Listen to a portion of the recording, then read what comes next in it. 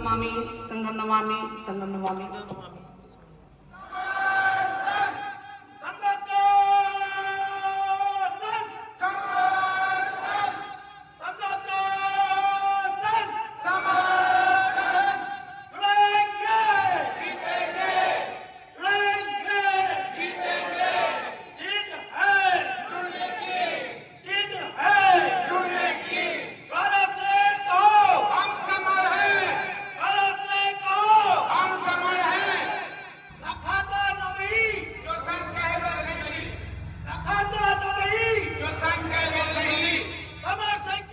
मैं सविता अम्बेडकर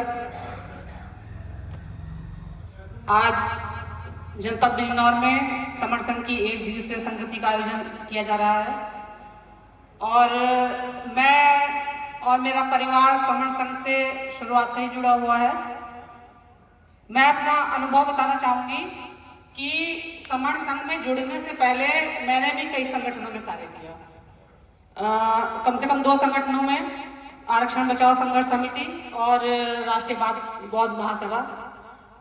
लेकिन संगठनों में कार्य तो किया, लेकिन संगठनों का जितना रिजल्ट आना था उतना नहीं आ पाया। तो इसलिए जब समर संघ के बारे में हमने जाना, इसका कॉन्सेप्ट सुना तो बहुत अच्छा लगा। और सबसे अच्छी बात इसमें यह थी कि जब हम संगठनों में जुड़ते हैं तो हम पारिवारिक तौर पर नहीं जुड़ते हैं, हमारा परिवार उसमें कहीं पीछे छूट जाता है। और समर संघ जो है हमेशा परिवार को साथ लेके चलता है। आपके घर के बच्चे से लेके बुजुर्गों तक इसमें जुड़ते हैं और जितनी भी इसकी संगतियां होती हैं सारी पारिवारिक संगतियां होती हैं, परिवार मिलन संगतियां होती हैं। तो जब 2021 से हम लोग इससे जुड़े तो हम लोगों ने लगातार, जब से इसकी संगतियां नेशनल हो रही हैं, अलग अलग राज्यों में जाके हो रही हैं, जैसे कि अभी नागपुर में हुई थी, तो ज़्यादातर कोशिश यही रहती है कि समर संघ की सभी संगतियों को हम लोग अटेंड करें, क्योंकि हर जगह कुछ ना कुछ नया सीखने के लिए मिलता है। तो जितनी भी ये संगतियां आयोजन की जा रही हैं समर संघ की, उसका उद्देश्य यही है कि जुड़ना और जोड़ना। समर संघ कोई नया संघ नहीं है। ये समर शब्द जो हम देखते हैं ये हमारा पुरातन संघ है, जिसे हम पहले श्रवण के नाम से जानते थे, उसे पाली भाषा में समण कहा जाता है। तो यही पुराना संघ है अपना। और जब हमारे पूर्वज थे वो भी हमेशा पहले इकट्ठा रहते थे। पहले आपने देखा होगा गांव में जब आपके जो दनाल रहती थी, जो आपके बैठकें रहती थी, तो उसमें हम सब लोग शाम को, ज्यादातर हमारे जो बुजुर्ग लोग थे, जो दादा परदादा लोग थे, वो सब इकट्ठा होकर बैठते थे शाम को। तो बस यही कॉन्सेप्ट है समर संघ का कि हम लोगों को इकट्ठा रहना है और अपने परिवार को इकट्ठा रखना है। सबसे पहले समर संघ की शुरुआत अपने परिवार से ही करनी है।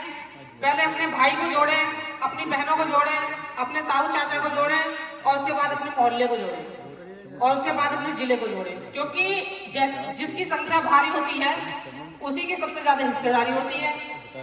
आज हम देखें कि जो ये संघ आया है, इसके जो ये 10 गोल्डन नियम है, ये जो है वो संगठनों में जो बीमारियां होती है ना, ये उनके नियम है। मतलब कि वो जो बीमारियां संघ में ना आ जाएं उसके लिए नियम बनाया गया है। तो जो इसके 10 गोल्डन नियम है, जैसे कि केवल और केवल समण। तो इस समण संघ में कभी भी कोई ना कोई बमण नहीं आ पाएगा। बमण की एंट्री इसमें निषेध है, क्योंकि हमने देखा कि जितने भी हमारे पुरानी पार्टियां रही या जितने भी हमारे संगठन बने, उन्हें कहीं ना कहीं डैमेज कर दिया बमनों ने। तो इसलिए संघ ने बमनों की एंट्री बैन कर दी, चंदे का धंधा खत्म कर दिया। और सबसे बड़ी बात जो अभी हमारे वक्ताओं ने भी बताई कि जाति बड़ी रुकावट है हमारे जोड़ने और जोड़ने में, तो इसने जातियों को भी खत्म कर दिया। अब हम लोग जितने भी यहाँ पे संगी भाई या बहन बैठे हुए हैं, कोई किसी से किसी की जाति नहीं पूछता, बस हम समण है इतना कहना है हमें। बाहर जाके तो हम सब इकट्ठे हो जाते हैं। अच्छा, अपने भाई को बाहर जाके पहचानोगे कैसे? कोई चर्चा होती है, कोई विवाद होता है, कोई आपको अगर समण मानने को तैयार नहीं है तो केवल उससे ये पूछना है कि आप बमण है क्या? तो जो बमण नहीं है तो वो कहेगा नहीं मैं बमण तो नहीं हूँ, तो सब समण है बस। तो जैसे अभी सर ने बताया था कि कम से कम जो समणों का रेशो है वो 86-87% है। तो हम लोग सब समण हैं, भले ही हम अलग अलग मतों को मानते हों। कुछ लोग ये कहते हैं कि हम रविदास को मानते हैं, कुछ कहते हैं कबीरदास को मानते हैं, कुछ और मतों को मानते हैं। तो समण संघ का अपना कोई मत नहीं है, इसमें सभी मतों को मानने वालों का सम्मान है, उनका वो आ सकते हैं आराम से और अपने अपने मतों को मानते रहें, कोई बात नहीं। क्योंकि ये जितने भी रविदास हो या कबीरदास हो या और भी जितने हमारे ज्योतिबा फूले हैं, गौतम बुद्ध है, ये सब महासमण हैं, सब समणीय हैं। तो इन लोगों ने आपस में एक दूसरे की विचारधारा को ही अपनाया, सबने मानवता की और न्याय की नीति को ही अपनाया है। और बाबा साहब ने इन सबको, जो हमारे महासमण रहे हैं जितने भी, उन सबकी विचारधारा को आगे बढ़ाने का कार्य किया है। तो हमको बाबा साहब ने कहा है कि संगठित रहो, तो संगठित मतलब संघ में रहिए, साथ साथ रहिए, संग रहिए। जब आपके पूर्वज जी मरते हैं तो वो बोलते हैं कि बेटा संग संग रहना, संग संग रहना मतलब साथ साथ रहना। तो संघ की जो महत्व है बहुत ज्यादा है अपने आप में। आप जब इकट्ठा होंगे तो आपके जो विरोधी हैं वो भी आपके ऊपर आंख उठाकर नहीं देख सकते। और जरूरत है अपने परिवार की महिलाओं को जोड़ने की, क्योंकि पुरुष तो कहीं ना कहीं मीटिंग में पहुंच जाते हैं। आज मैं देख रही हूँ महिलाओं की संख्या बहुत ज्यादा है, तो प्लीज अपने लिए ताली बजा दीजिए एक बार। तो ऐसे ही, क्योंकि जब हम लोग जुड़ती हैं, महिलाएं जुड़ती हैं, तो हमारे बच्चे भी जुड़ते हैं, हमारे बुजुर्ग भी जुड़ते हैं। तो हम लोगों को ज्यादा जुड़ने की आवश्यकता है। और अभी जैसे अंतरा बहन जी ने बताया था कि पाखंड से दूर रहें। हम जितने हमारे खुद के इतने समण हैं, इतने हमारे पर्व हैं और ये मतलब कि इतनी हमारी सारी प्रथाएं हैं, हम उन्हें फॉलो करें तो यही खत्म नहीं होगी। तो हमें पाखंडवाद से दूर रहना है, अंधविश्वास से दूर रहना है और समानता, स्वतंत्रता, बंधुता, न्याय की नीति पे चलना है। इसी के साथ बहुत बहुत साधुवाद सर। बहन जी, मैं डॉक्टर JP अम्बेडकर साहब से बहुत ही बढ़िया आवाज में, नारों के साथ, क्योंकि ये थोड़ा सा जोश भर देते हैं सभी संघियों में, तो आमंत्रित करूंगा JP अम्बेडकर। बहुत बहुत साधुवाद।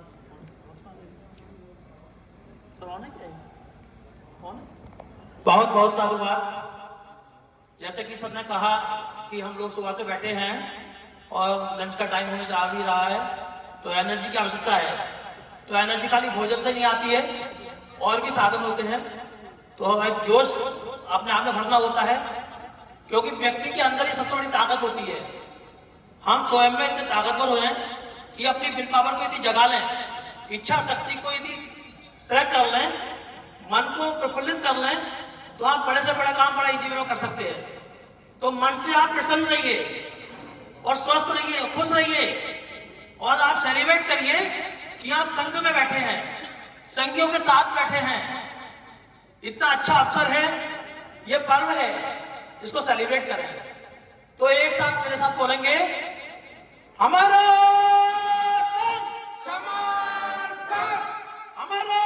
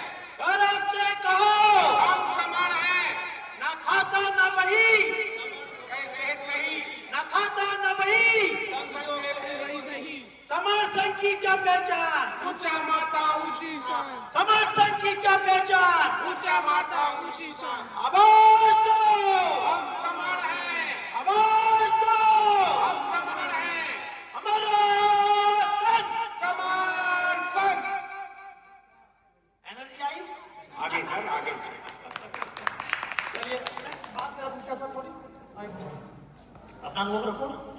अच्छा ठीक है, क्योंकि संघ का नियम है कि पति और पत्नी एक साथ आके संघ पे आते हैं, तो मैं संघ का समय बचाना चाहता हूँ। संघ से अनुमति मिली है कि मैं भी अपनी अनुभव अभी रख देता हूँ।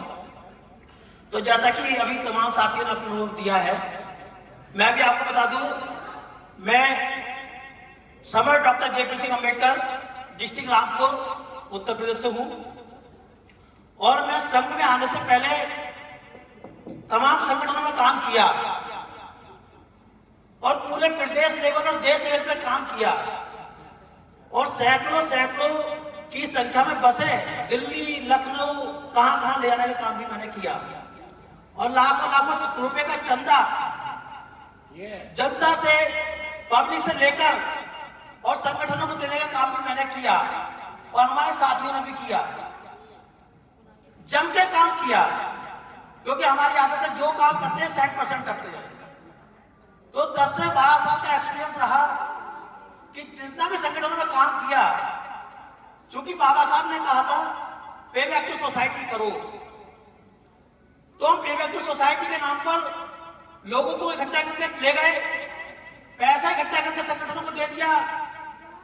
लेकिन 10 से 12 साल में देखा कि जितना हम काम कर रहे थे उतना ही हमारे हकाधिकार कटते और छटते जा रहे थे और हम इस बात को समझ नहीं पाए कि आखिर ऐसा होकर क्या है। हम काम तो इतना कर रहे हैं, लोगों को ले लेके जा रहे हैं, पैसा इकट्ठा कर रहे हैं, लेकिन रिजल्ट क्यों नहीं आ रहा है? लोग इकट्ठा क्यों नहीं हो पा रहे? हमारे हकाधिकार सुरक्षित क्यों नहीं हो पा रहे? तो पता ये लगा कि संगठनों की एक प्रवृत्ति है और हर किसी की एक प्रवृत्ति होती है। जैसे कि तेल और पानी अगर नेचुरल फॉर्म में है तो एक साथ नहीं मर्ज हो सकते, तो वैसे संगठनों का हिसाब देखा कि संगठनों में कोई बीमारी थी, पद प्रतिष्ठा, मंच माला, चंदे का धंधा, ये सब बहुत था। तो हुआ क्या कि जैसे जैसे संगठनों ने काम किया और संगठनों में से ही जो सेकंड नंबर का बंदा था उसने काम किया, तो उसको यदि मंच नहीं मिला तो उसने अपना नया संगठन अलग बना लिया। कहीं पैसों को लेकर झगड़ा हो गया तो पैसे के झगड़ा का समाधान नहीं हुआ तो उसने अपना अलग संगठन बना लिया। हमने देखा कि हमारे महापुरुष बाबा साहब महासमाज डॉक्टर बी.आर. अम्बेडकर ने कहा था ऑर्गेनाइज रहिए, संघ में रहिए, संग रहिए, लेकिन ये संगठन में तो उल्टा ही हो रहा था।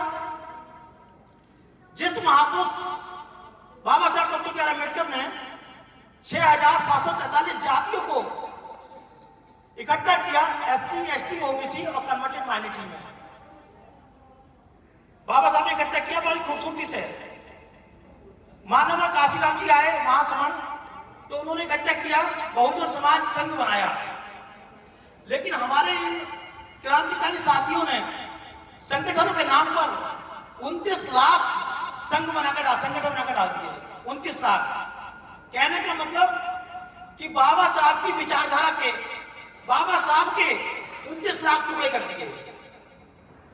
अब हम, बाबा साहब ने कहा था इकट्ठे हो जाओगे सारे हकाधिकार सुरक्षित रहेंगे, 51% इकट्ठे हो जाइए, इस देश के शासक आप बन जाओगे। 51% हम नहीं हो पाए, बल्कि हम 90-85% से मात्र 4-5% पर काम कर रहे हैं। फिर हम कहते हैं देश के शासक बनेंगे, हम हुक्मरान बनेंगे, हम देने वाले बनेंगे। हम कैसे बन सकते हैं? पहले हमें अपने महासंघों की माननी पड़ेगी। जो इस संगठन ने 29 लाख टुकड़े कर डाले अपने व्यक्तिगत स्वार्थ के चलते, पे बैक टू पर्सनल करने के चक्कर में, पे बैक टू सोसाइटी को छोड़कर पे बैक टू पर्सनल करने लगे। तमाम राष्ट्रीय लेवल के नेताओं ने लाखों करोड़ों रुपया अपने खातों में जमा कर लिया। उसके बाद ही पैसा बटोरते हैं। जो खाते में पैसा पड़ा है उसका यूज नहीं करते। आप सबको पता है, सब वरिष्ठ है, करोड़ों रुपया खाते में पड़ा है, उसका प्रयोग पे बैक टू सोसाइटी में नहीं करेंगे और पैसा मांगेंगे और पैसा इकट्ठा करते रहते हैं। फिर उस इकट्ठे पैसे को रखाने के लिए उसके आचार और चक्कर लगाते रहते हैं। उस समाज को भूल जाते हैं जिसके लिए काम करने का बीड़ा उठाया था, जिस सोसाइटी से हम निकल के आए थे। तो हमारे ये समझना पड़ेगा कि आखिर हो क्यों रहा है। तो हो इसलिए रहा है कि हमारे कुछ विरोधियों ने तो हमको जाति में तोड़ डाला, और जाति तो गलत चीज नहीं होती है। जात जो होती है आपकी पहचान होती है, और पहचान आपके काम से होती है। वो काम ही आपकी पहचान है, जिसको उन्होंने जात बना के आपको जात टुकड़ों में तोड़ दिया। तो वो जाति को खत्म करके इकट्ठा किया, लेकिन संगठन ने फिर 29 अक्टूबर में तोड़ दिया। तो दोबारा से हमको फिर से इकट्ठा होना है, और इकट्ठा कब होंगे? जब हमारी एक पहचान होगी, एक पहचान होगी तभी इकट्ठा हो सकते हैं, जब एक संघ में इकट्ठा हो सकते हैं। तो हमें अपनी जाति को खत्म करना है। खत्म का मतलब, आज अगर वर्तमान में देख लो तो जो कोई IAS है तो वो उसके काम है, तो वो उसकी पहचान है। कोई CA है तो उसका काम है, वो उसकी पहचान है। कोई डॉक्टर है, वो उसकी पहचान है, वो उसका काम है। तो जो काम होता है वो हमारी पहचान होती है। तो ऐसे तो आज की तारीख में करोड़ों करोड़ों जातियां हो गई, कितने प्रोफेशन है, उतनी जाति हो गई, तो वो उतने टुकड़ों टूट जाए क्या? तो इसलिए जातियों पे प्रैक्टिस करना बंद करें, और सिर्फ एक मैं सवर्ण हूं, ऐसी पुरातन पहचान, ऐसी अमिट पहचान को हमें पकड़ना होगा कि मैं सवर्ण हूं। हम सब के सब 90% जितने भी हमारे बहुजन समाज के लोग हैं, हम सब के सब अपनी पहचान को सिर्फ सवर्ण बना लें, और कुछ नहीं करना हमें। जो साथी जहां काम करता है वहां काम करता रहे, लेकिन सवर्ण के नाम पर हमें इकट्ठा होना है, एक संघ में, एक प्लेटफॉर्म पर।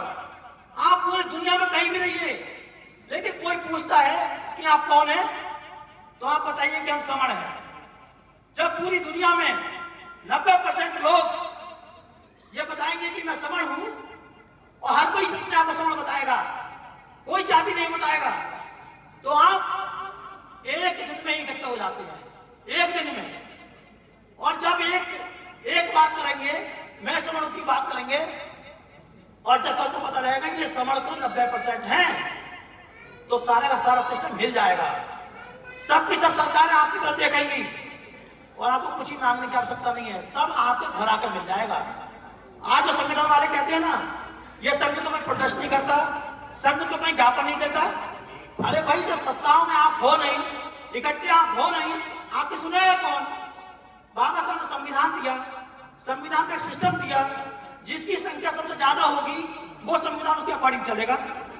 आप समझ के नाम पर इकट्ठा हो जाइए, एक साथ एक प्लेटफॉर्म पर एक बार वोट कर दीजिए, सारा देश आपका, सारा इंफ्रास्ट्रक्चर आपका, ये संविधान में आपके अकॉर्डिंग चलेगा।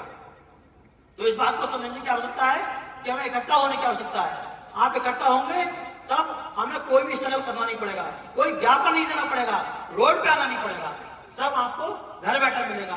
तो मैं यहाँ पे यही बात कहूंगा, बहुत बातें करने के लिए हमारे बड़े और साथी हैं, बस मैं आपसे यही अपील करता हूं कि अपने अहम और अपना बहम और अपना व्यक्तिगत स्वार्थ थोड़ा सा साइड में रख दीजिए, और खुले मन से दिमाग की गंदगी को बाहर कर एक बार इस समर संघ के कॉन्सेप्ट को समझ लीजिए, और समर संघ की पुस्तक को पढ़ लीजिए, और समर संघ के साथ एक बार इस समर पहचान को, इस अमिट पहचान को अपने साथ आत्मसात कर लीजिए।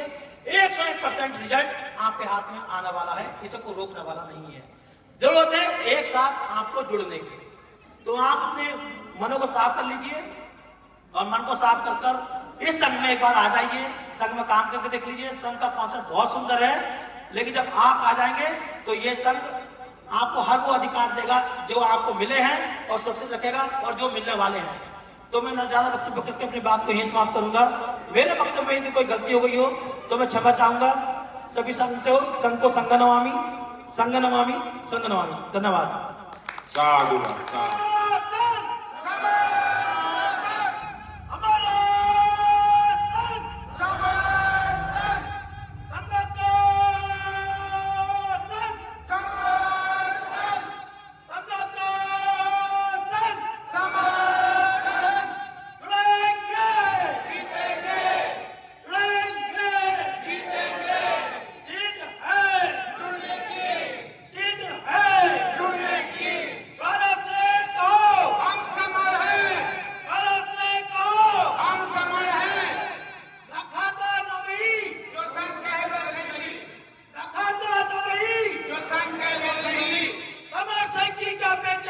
ऊंचा माथा ऊंची सांस, अमर सिंह की क्या पहचान, ऊंची माथा ऊंची सांस, आवाज दो, हम